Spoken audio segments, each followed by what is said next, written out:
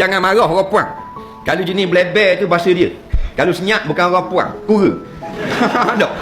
Kalau berakhir beli memang jenis orang puan. Jangan marah. Tabiat dia gitu. Tengok kalau kita pergi di shopping kompleks apa semua, ditolak troli.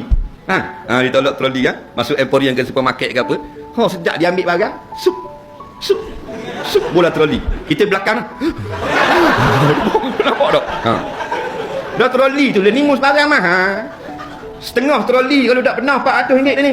Pernah troli RM600, RM500. Kalau nimbus itu RM800. Sedap ambil ni, syuk. Kita orang lelaki tengok. Siapa kat cashier? Bang. Tu lelaki kata, bang kau belah otak pun. Asal nak bayar bagi aku. Jangan marah. Jenis ropang dia gitu. Dia berakhir jalan, dia berakhir cekak, dia berakhir ngopak. Dia berakhir tanding, dia berakhir belawar. Kerja dia. Kita ni kena jadi pemimpin. Faham?